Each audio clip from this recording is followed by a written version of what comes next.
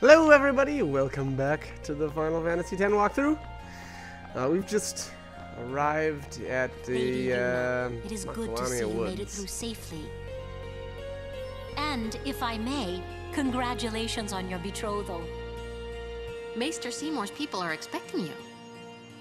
Take that road to go to Makalania Temple. We're on watch duty at the temple at least until the wedding's done. Anyone tries to crash our party, we'll send them packing. We've received several reports of summoners disappearing these last few days. Please be careful, my lady. This road leads to Bevel. You should hurry to the temple in Makalania. Alright, so Lucille and Elma there will not let us pass. Very reminiscent of Gandalf. God, that was so lame. I'm so lame. Alright. I guess it's time to visit the Sphere Grid a little bit. Hopefully I don't think I spent very much time here, but it has to be done. Silence Buster, okay. I don't think I've used that a single time this playthrough. And I'm basically at the end of the game. Probably because I'm bad and I didn't need to use it. So I don't know. Spent a lot of time leveling, and my characters were definitely powerful towards the end there. So I feel like in this game, much like you know, a lot of other games, you can kind of get away with essentially poor tactics, you know, if your characters are overpowered or over-leveled, or a combination of the two. And that was definitely something that ended up happening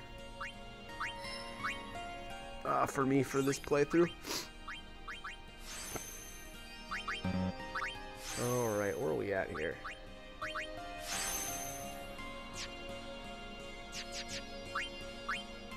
Okay, looks like we're all done. Anyways, let's get back to it.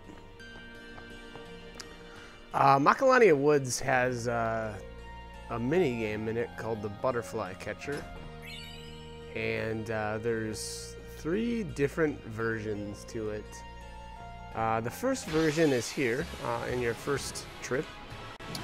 The second version can be played after your fight with Spheromorph. That's a boss that's coming up in, oh, I don't know, it'll probably be 3 to 4 videos, if I could guess.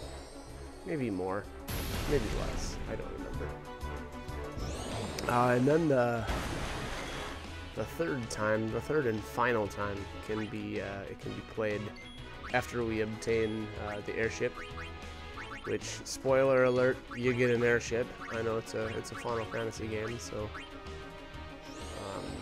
you know, most times you do, but anyways, basically what it is you know, I think it's actually in this video, so we'll go through it at least the first time. But what it actually ends up being is you touch a butterfly and it will, well, I should say there's a multicolored butterfly, and basically it puts red and blue butterflies in a path, and you want to avoid the red ones and touch the blue ones.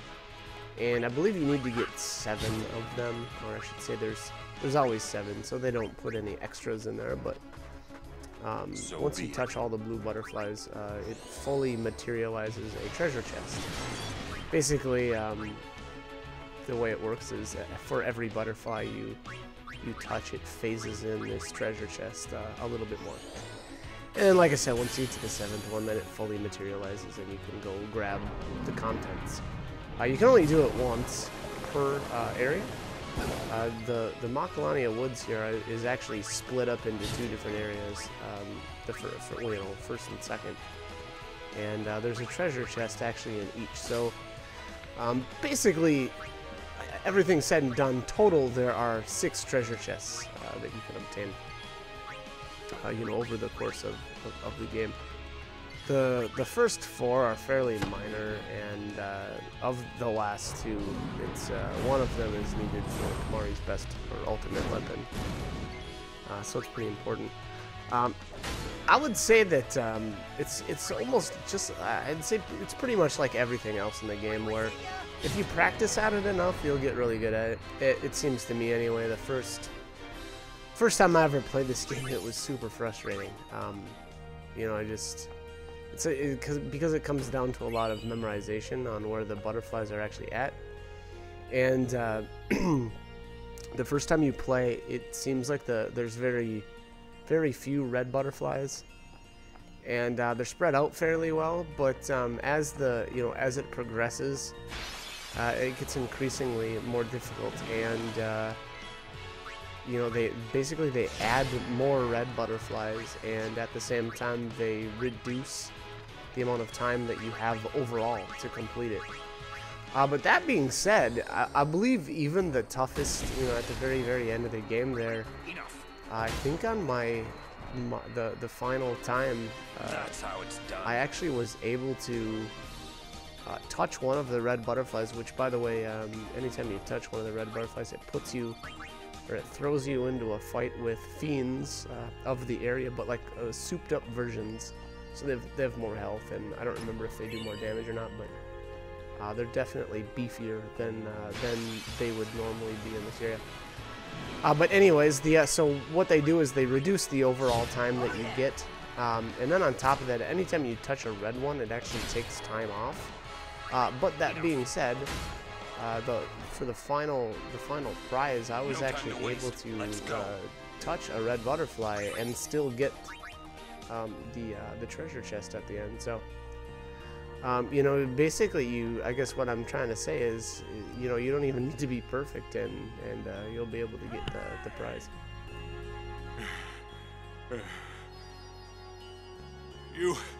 Have you seen Donna? Donna? Can't say I have. What's up? We got separated on the way here. Damn it all! I've got to find her! Calm down. But if anything happens to her... Running around in a panic is not going to help. Right now, you have to keep cool and search. But... Guard your emotions, then guard your summoner. You're right. Shall we search? No, I've taken up enough of your time. Thank you, Sir Aaron.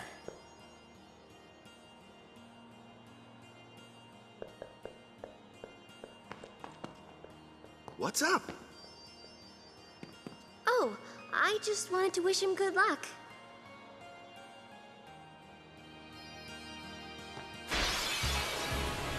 Alright, so looks like Bartello and Donna got separated, and Orin, as usual, dispensing with good advice.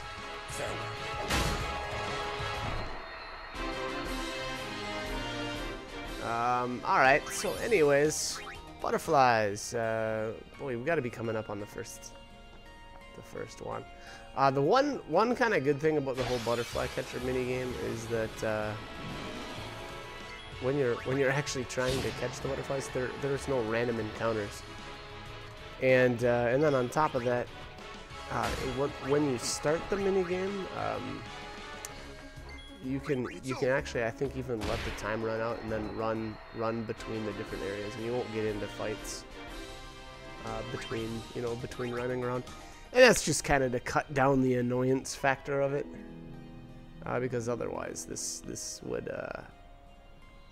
be a lot less, I don't know, a lot less fun.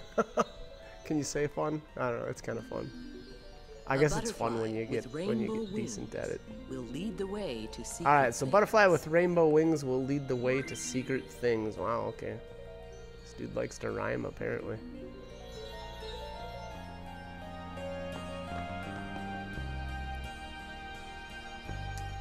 Alright, so did that, yeah, that started. Alright, so there's one. There's a red one. I try to avoid 2. And what did I have 40 seconds here to complete this? There's 3. Avoid that red one. And the good thing is the position of the butterflies doesn't change. Boy, that one was being super evasive. There's another one, and I lost count of where we were at. Probably 5 or so. Oh, there you go. And that one. All right, looks like that's it.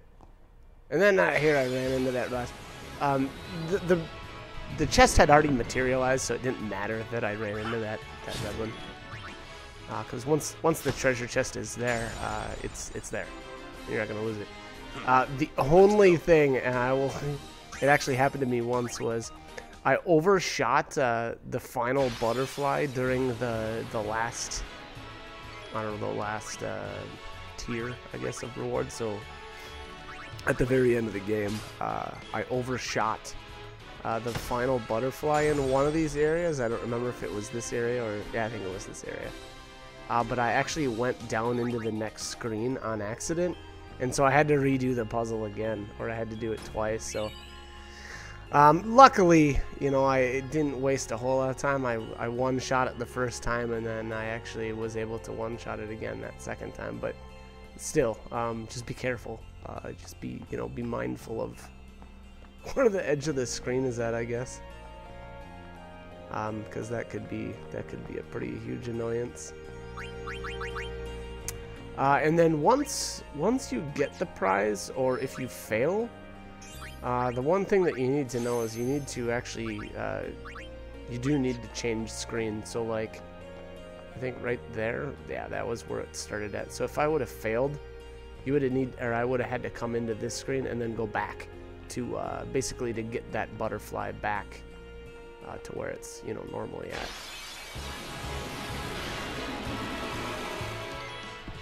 Anyways, we have to make our way to the end of this screen, and that's where the second butterfly game actually starts at. I don't know if they did that on purpose. They put them, you know, essentially at the end of the screen, so that you'd have to kind of, excuse me, fight your way through the random encounters in this area. I'm not sure if that's really why they did it or not. I don't know. Who knows? Seems like a decent idea, though. You don't want to get all the way through here and not have fought anything. That'd be kind of lame.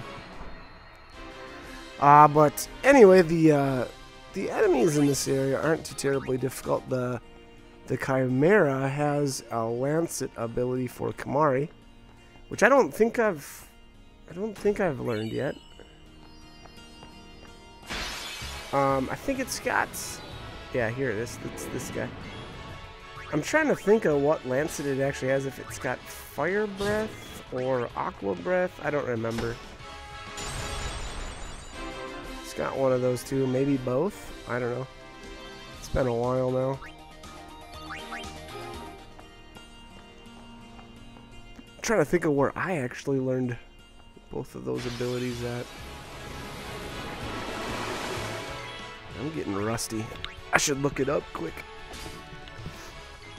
That would be better than not knowing.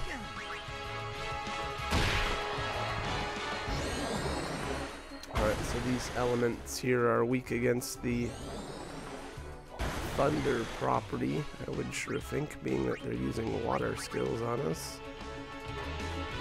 Well then, what next? Kamari! Oh, yeah, that's not gonna help me at all. Womp womp.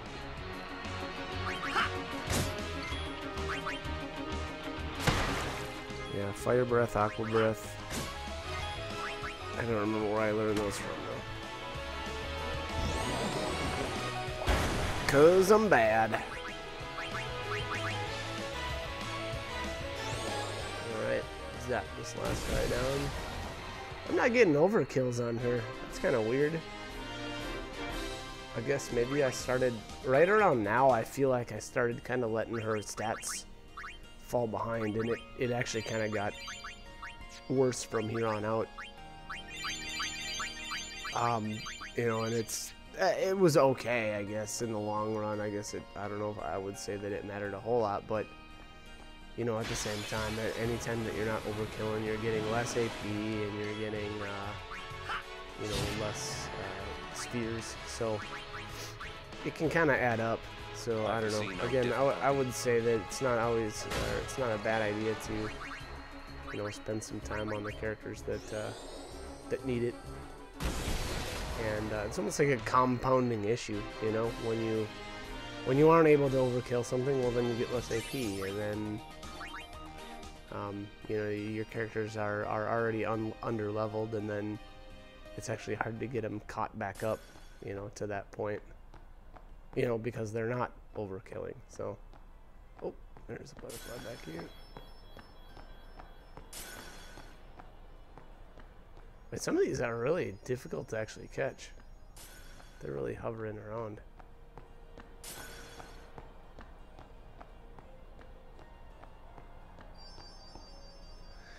And this one at the end of the game is actually really goofy. It was kind of weird. You have to, when you actually initially start, you actually have to go back. And, you know, you actually end up kind of like doubling back. It's, like I said, it's kind of weird, but I guess once we actually get there, I'll point that out.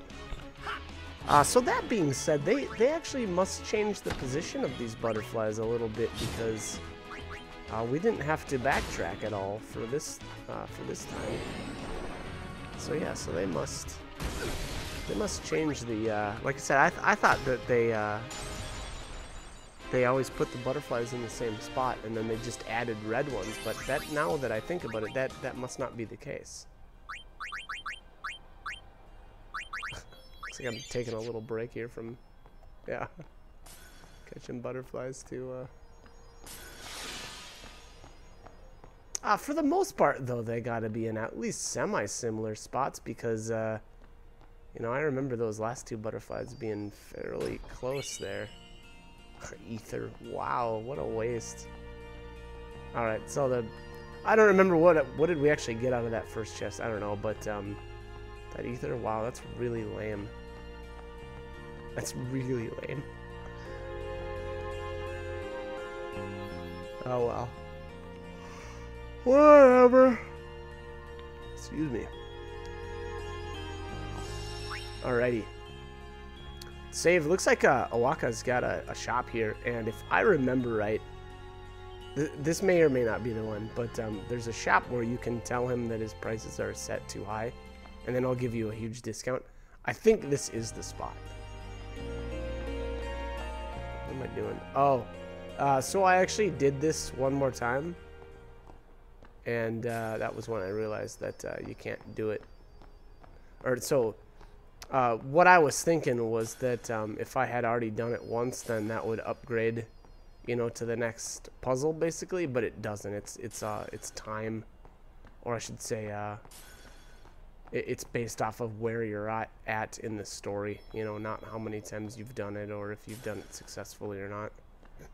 So as you can see here, I just did it real quick, and then I'll go up and show you. The chest is basically already opened. So again, it's a storyline. There you go. So it's the storyline that is what actually, you know, changes. You're wasting our time. The prizes and whatnot, and not whether you were successful or not. But anyway, so Owaka in the next screen here, he's got a shop, and I am fairly certain that. I actually end up buying some items from him, and I could have got an actual another discount.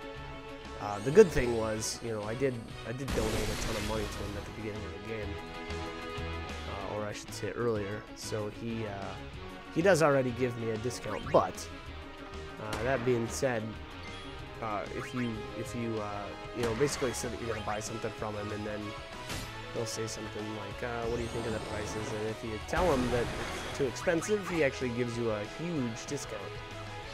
So, again, you know, I would say, wow, 5 damage. I don't know what I was doing there. But anyways, you're gonna want to tell him that his prices are too expensive, so then you can get that discount. Like I said, I did buy I bought at least one weapon for him, maybe, or from him. No time to waste. Maybe Let's even go. 2. So we'll see.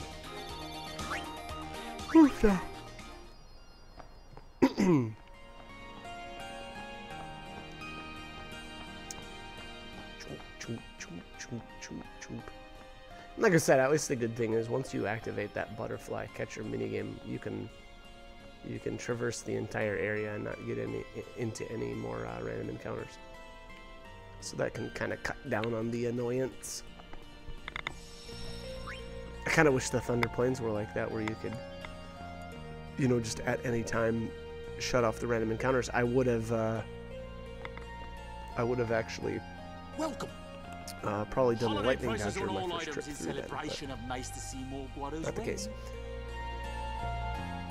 Alright, got any weapons, dude? First strike, I love that ability. That's not something that I typically used in other playthroughs, but I think that's actually huge. And especially on Titus. Because he does have the flee ability. So sometimes you'll just get into fights where you either just don't want to deal with them, or you know, it wouldn't be an optimal time. I'm actually in an area now where there's an enemy that will always ambush you, and he's pretty nasty. So it's kind of nice to have that option to just. So basically, what First Strike does is it makes sure that that character gets. There you go. So there's the option. Too pricey. So First Strike makes sure that your character gets the first action in combat. There may be an exception to it, but for the most part, even if you get ambushed, that character that's got the first strike will still be able to go first. So there you go. He did. It looked like around a 25% discount. And there's another Elbed primer.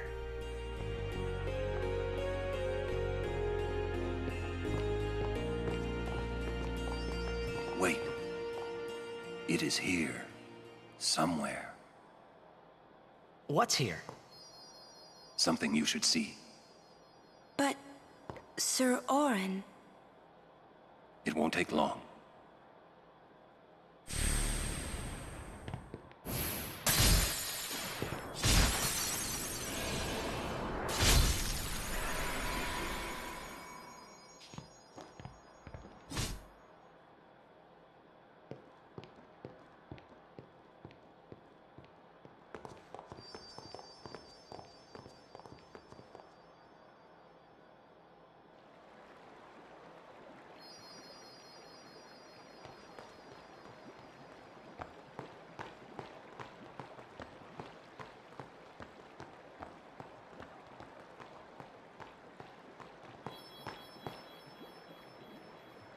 This place... it's just water, isn't it? This is what spheres are made of. It absorbs and preserves people's memories.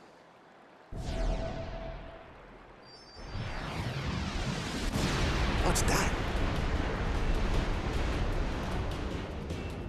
Fiends are also attracted to these places.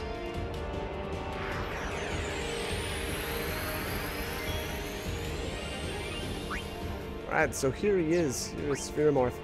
And keep in mind that after you do this, you can actually go right back into the Macalania Woods and do the second tier of the butterfly catcher game.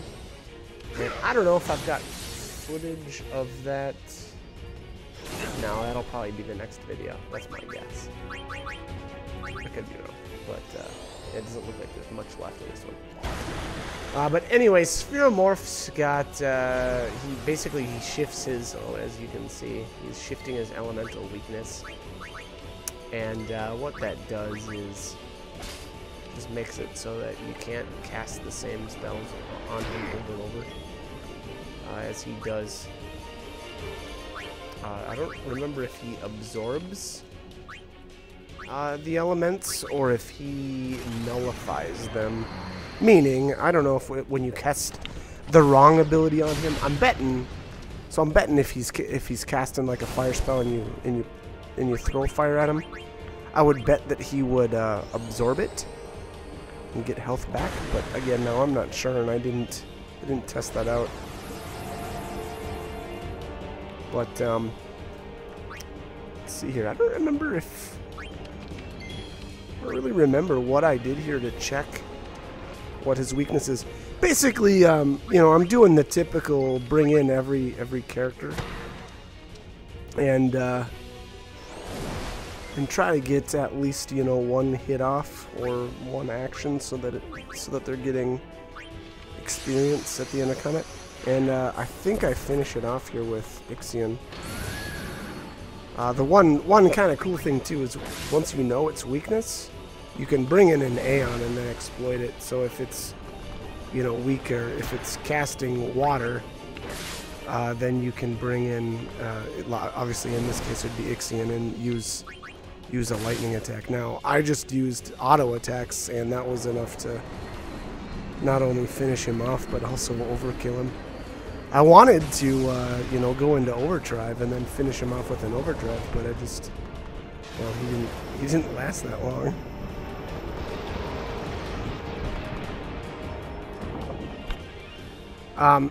If you're not sure what his particular weaknesses at any given time, you can always scan him. Or just keep it. I think you can keep attacking with physical attacks until he casts on you, and then, you know, if he casts water, he's weak against thunder. If he casts fire, he's weak against ice, and so on and so forth. Whoa, this is old. Don't know if you can play it back. Jecht left it here 10 years ago. Play it back. Mm-hmm.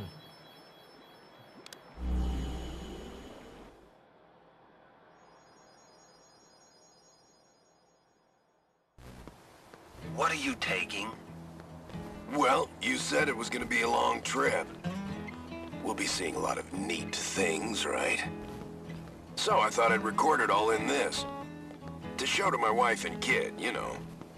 This is no pleasure cruise. Hey, Braska. Ain't this supposed to be a grand occasion? We're the cheering fans, the crying women. This is it. Too many goodbyes. People think twice about leaving. If you say so. Well, it better be a lot more colorful when we come back. A parade for Braska, vanquisher of sin. We should go. Day will break soon.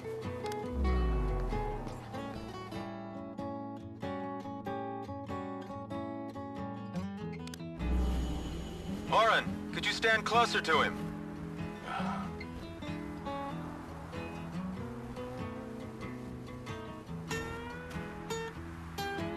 Good. That should do it. What's the matter? Afraid I might bite? Jecht. Braska, you should take one too. It'll make a great gift for little Yuna. I suppose. Lord Braska, we shouldn't be wasting our time like this. What's the hurry, man? Let me tell you what the hurry is. Oren.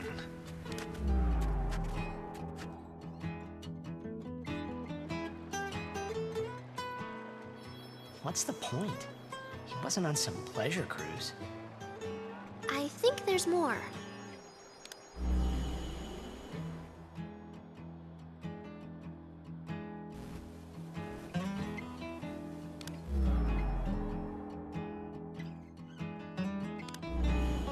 Hey, if you're sitting there watching this, it means you're stuck in Spira like me. You might not know when you'll get back home, but you better not be crying. Although I guess I'd understand. But you know what? There's a time when you have to stop crying and move on. You'll be fine. Remember, you're my son.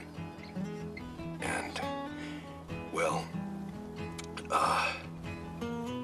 never mind, I'm no good at these things.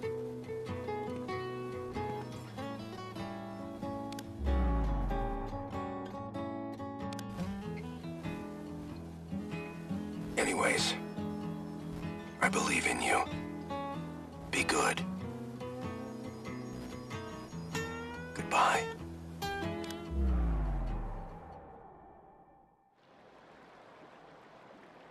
He sounded almost serious, but it was too late. He was serious. Jecht had already accepted his fate. His fate?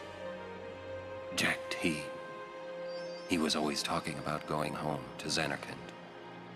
That's why he took all those pictures, to show them to you when he returned.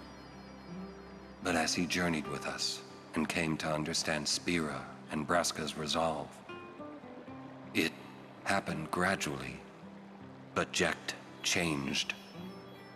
He decided he would join Braska in his fight against sin. So then, he gave up going home?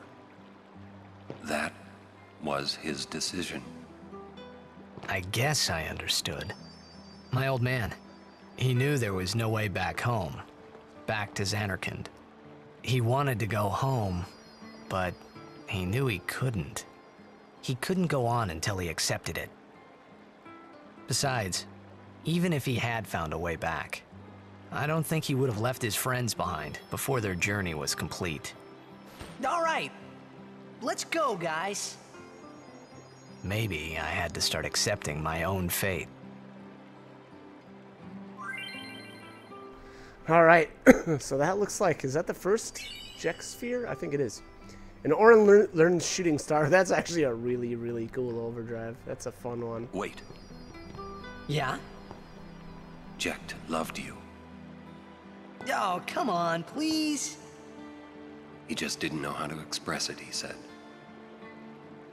Enough about my old man, okay? I just thought you should know. Okay. Alrighty, better cut the commentary here. So like, comment, subscribe, if you guys want to do. But, hope these guys are helpful, and hope you're enjoying them. Alright, thanks for watching.